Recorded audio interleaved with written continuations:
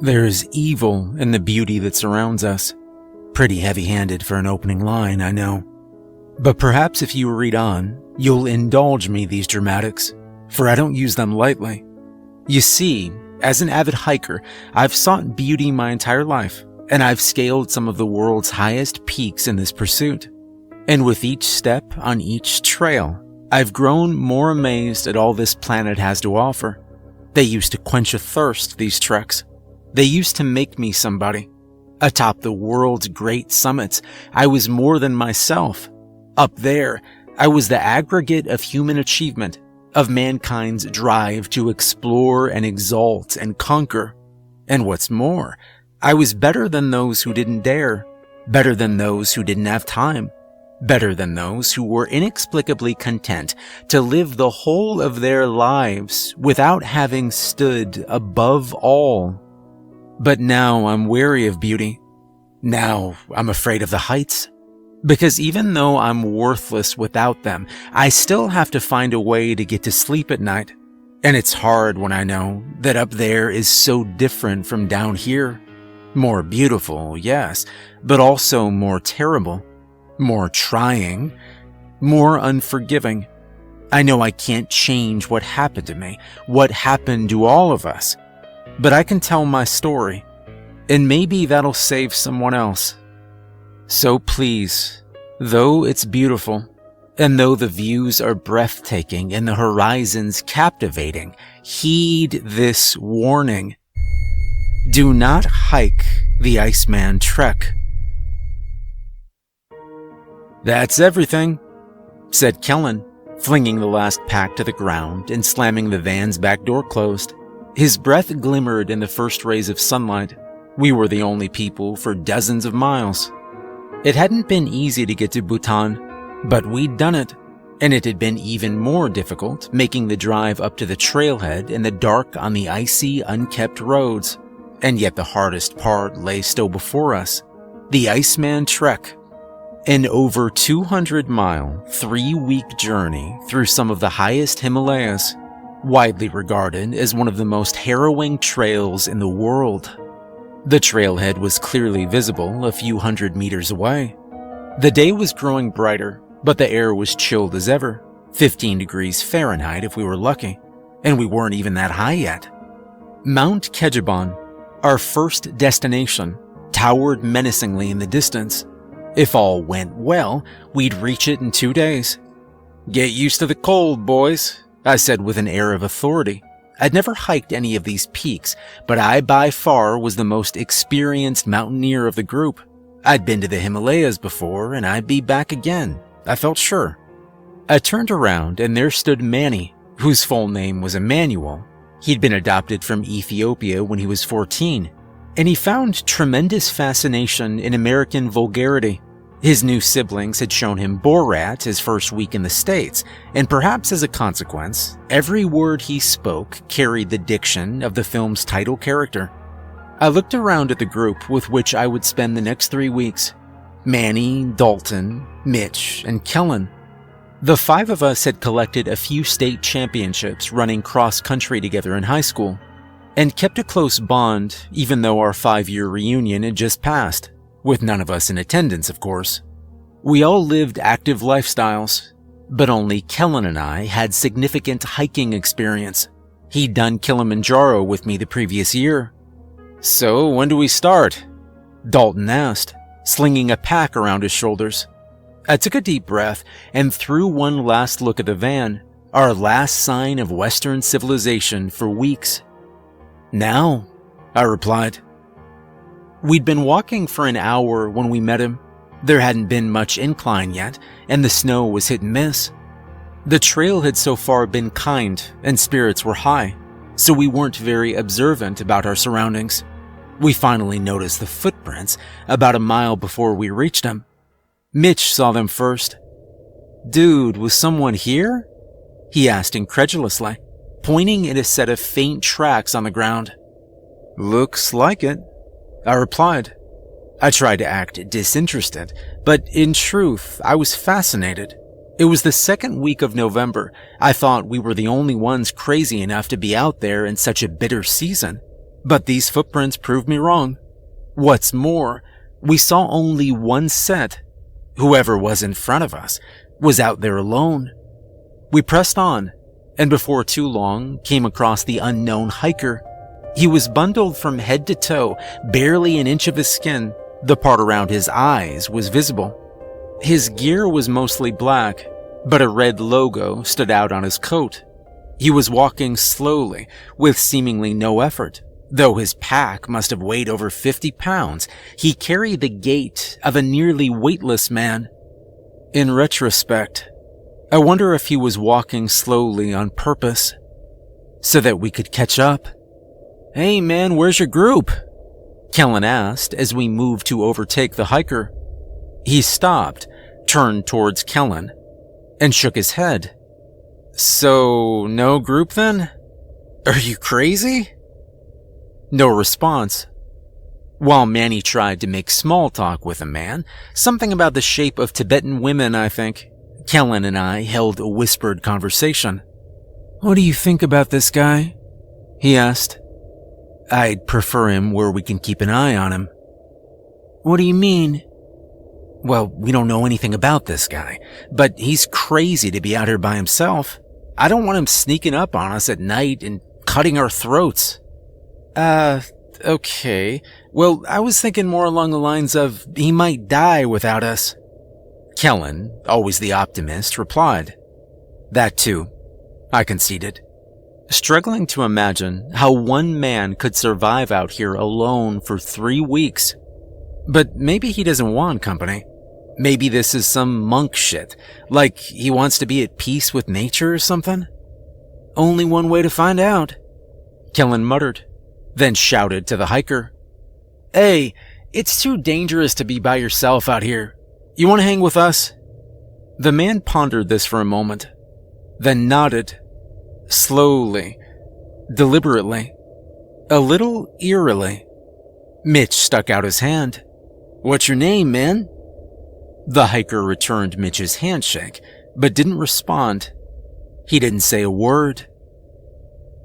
Our first campfire was a little subdued. None of us were quite sure how to act with the new guy around. We didn't know anything about him.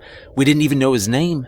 All our attempts at conversation with him were met with nods or shakes of the head. "Maybe he's mute or something," Dalton said when we were in our tents. The stranger had set up his tent about 50 yards from ours, so we spoke in hushed voices. He had feelings too, probably. "Maybe he's just shy," Kellen whispered. "I mean, 5 guys you never met. Don't people get social anxiety and shit?" We were quiet for a long time. None of us knew how to deal with this situation. Even as experienced a hiker as I was, I'd never seen anything like it. I wouldn't have dared to hike even one of these peaks by myself, but the stranger nodded when we'd asked if he planned to complete the entire IceMan trek. I think even then, everyone knew he was a threat, but nobody quite knew how to say it. Finally, I broke the silence. "Somebody should always be keeping watch," I said. "You know, until we get a better feel for..." I motioned my head towards the stranger's tent. 90-minute shifts? Asked Kellen. I nodded. "I can go first," he said. I kept my first watch that night from 2 to 3:30 in the morning. I sat, huddled in my sleeping bag, thinking about the mountains and listening to the wind. But once, I thought I heard a scream. A man's scream, carried from a distance over the sounds of nature. It rang out for a few seconds, and then came to an abrupt halt. I hoped it was just a trick of the wind. All our attempts at conversation with a stranger proved unsuccessful the next morning, but it didn't matter much. We hurried through breakfast and got on the trail. Today would be our most productive day. The hiking was strenuous, a bit tougher than I'd expected, but the towering peak never left our line of sight, and that made it easier. It always helped to be able to keep your eyes on the prize. We walked having forgotten the subdued nature of our first campfire, joking and talking and laughing like the stranger wasn't even there. We didn't engage him in conversation. We figured that he'd join in when he was ready. His only contribution that day was a big one. As the sun was just starting to set, we came across a stream. It was mostly frozen, but some water was still running. It stretched as long as we could see, and though it was only about 20 feet wide, it seemed impassable. As we sat deliberating our next move, the stranger pointed to a tall, thin tree on our side of the river. Instantly, I knew what he was thinking. I took off my pack and began to search for the axe. Though difficult in the cold, we had the tree chopped down within an hour.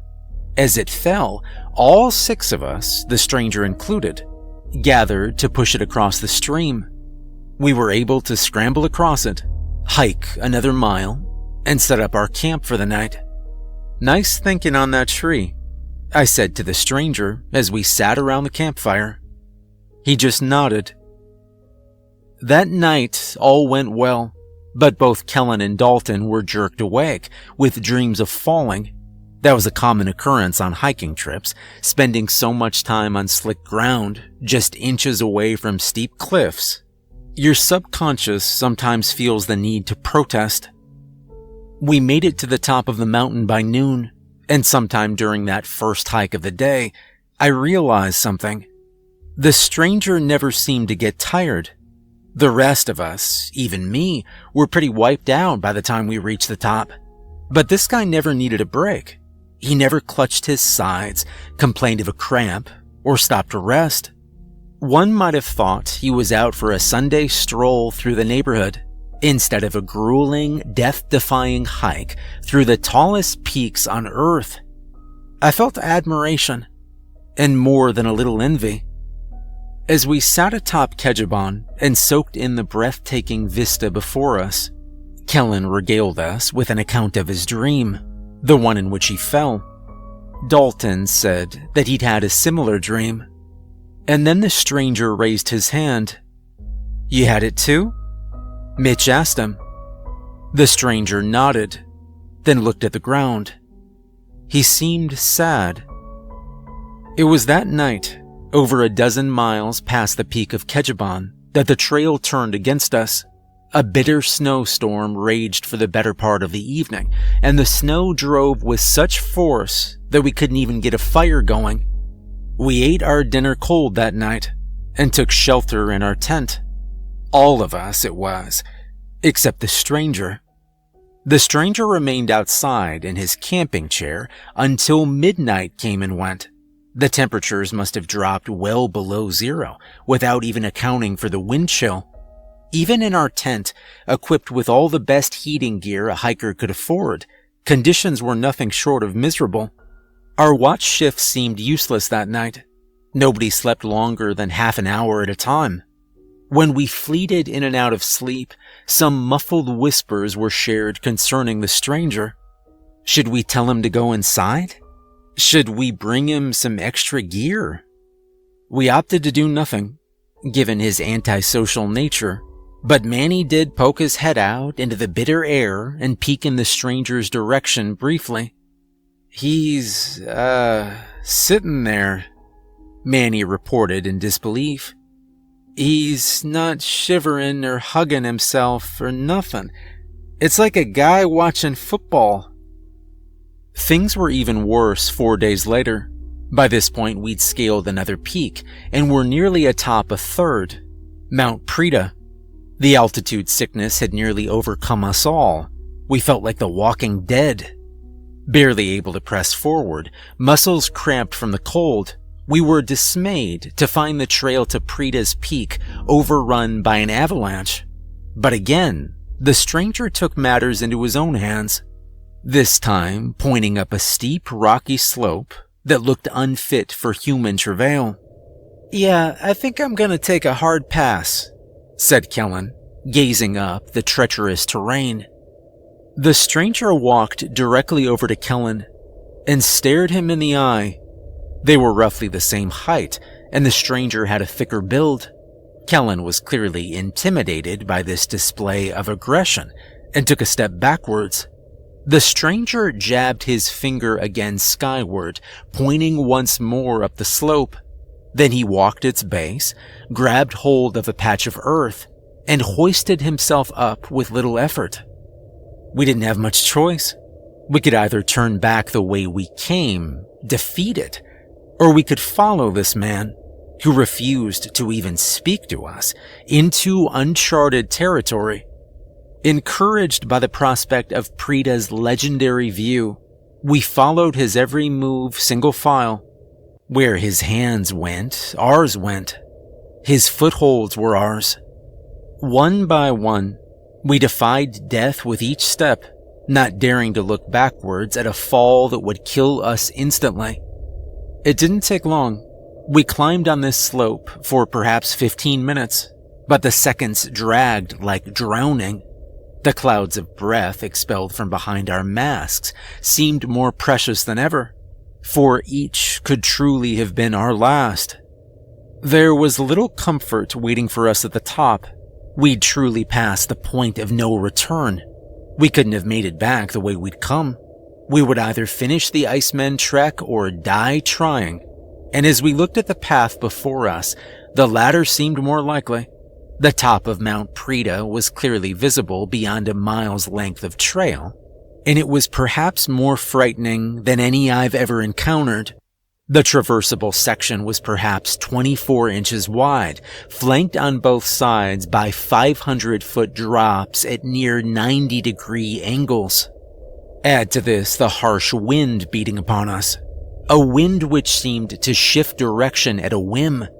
And I dare say, the man who walked the tightrope between the twin towers would not have envied us.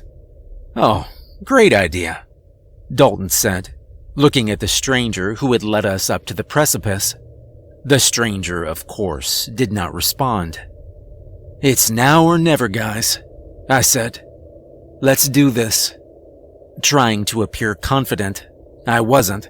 I took my first trembling step out onto the ledge. The others followed me. Manny, Dalton, Mitch, Kellen, and the stranger bringing up the rear. Before long, we were all crouched low to avoid the wind as much as possible, gripping the ledge with our hands as we slid our feet cautiously along.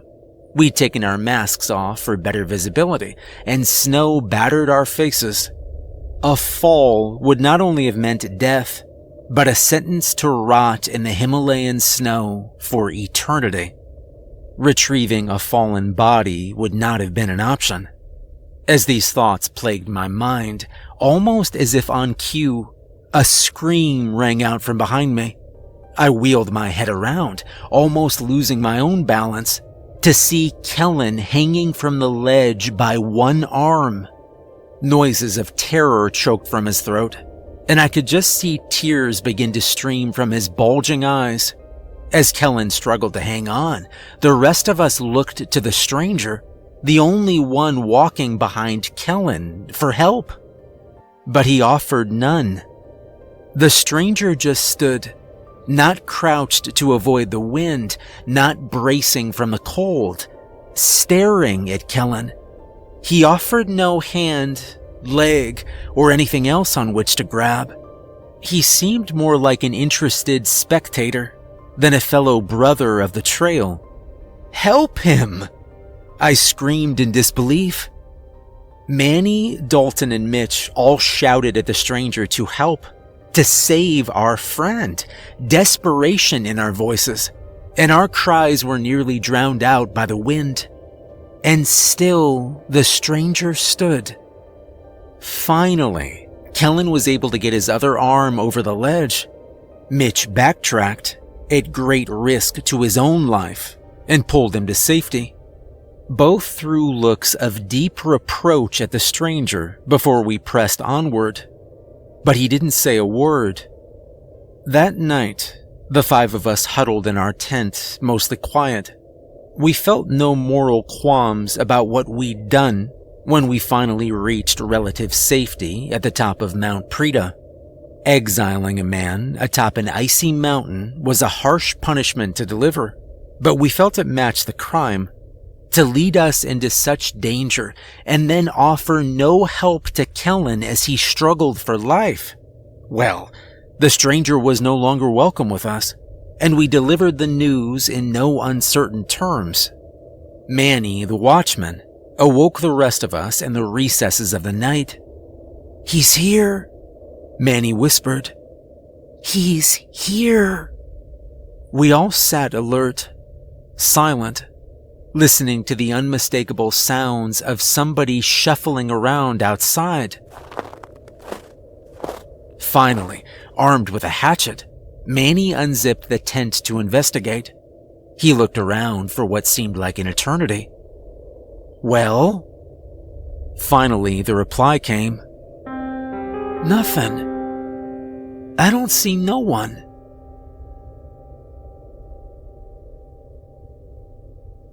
Fresh snow had fallen, but when we awoke, the ground surrounding our tent was covered in footprints. The stranger had been here, and from the looks of it, he had paced all night. We packed in a hurry and made our way down the slopes of Mount Preta, keeping a constant watch for the stranger. 4 hours down, he finally showed himself. "Guys," Mitch alerted us as we scrambled down the mountain. We all wheeled around, and he was there, in his black coat with a red logo, walking casually toward us. Dalton's face contorted in rage. He made toward the stranger, and the rest of us followed. I had no idea what Dalton was going to do, and I didn't care. When we reached the stranger, his face remained masked and his throat silent. He offered no defense, no apology. He just let it happen, like he knew it was going to. Dalton grabbed the stranger roughly by the coat and held him, tilted, over the edge of the trail. The path was narrow, and the drop was several hundred feet at least. "Give me one good reason why I shouldn't drop you over this ledge," Dalton said. Their eyes bared into each other's. For a moment, I actually thought he was going to do it. But then, as quickly as it came, Dalton's eyes lost their anger. They glazed over. He pulled the stranger away from the edge and stood as though pondering for a brief moment. Then, before any of us could do anything, Dalton flung himself from the cliff. We all screamed, but only Kellen reached for him. Only Kellen, who just the day before had been saved by an arm extended to him, tried to save his friend. And only Kellen lost his balance and slipped, feet first, from the ledge. Kellen's screams only lasted a second or two. Dalton didn't make a sound. Manny, Mitch, and I could do nothing but watch in horror as our two old friends became two dark specks in a wasteland of purest white, tumbling end over end to their deaths. We saw two small clouds of snow puff around their bodies at impact, but the time to grieve wasn't yet. There was still a threat. It was only when we turned around that we discovered the stranger was gone. There was no chance that Dalton and Kellen had survived that fall, and no hope of retrieving their bodies. Even if we could get to them, it would have been more than impractical to carry them through the rest of the trek. We were forced to press on, while the corpses of our dead friends were condemned to lie forever at the base of Mount Preta. The only thing to do was get back to civilization. It took us another week, hands down the most miserable of my life. Manny, Mitch, and I barely spoke, mostly camping and hiking and keeping watch for the stranger in solemn silence. The trail was a little more forgiving in this last week. It would have been peaceful, perhaps even spiritual, if only under different circumstances. With 2 days left on our journey, as we walked through a truly stunning frozen vista, Manny broke the silence to point out something lying in the distant snow. A black lump partially covered in snow. The path to it wasn't overly treacherous, so we wandered a couple 100 meters off the path to investigate. I wish we hadn't. The lump lay motionless at the base of a daunting cliff. I reached it first. It was the body of a hiker, one who had fallen, one who had undertaken the challenge of the IceMan Trek and failed. Only his head and arm were visible. I removed his mask and shuddered at the gruesome face beneath. This man had been dead for weeks, maybe longer. We were about to turn away from the morbid scene when Manny paused. Wait, brush off his chest, man. I was confused at first, but all at once I realized what Manny was looking for. And the second the thought crossed my mind, I knew I would find it. In despair, I brushed the snow from the dead man's chest to reveal the whole of his coat. A black coat, emblazoned with a red logo. I only have 8 toes now. My boots could only hold up for so long, and the frostbite set in by the end. I consider myself lucky. Most people who hike the IceMan Trek make it out in far worse shape, if they make it out at all. Still, I broke down crying when I saw my 2 frozen toes lying in a plastic bin in that Tibetan hospital, because they reminded me of my friends. I haven't been back to the mountains. I haven't sought the beauty since.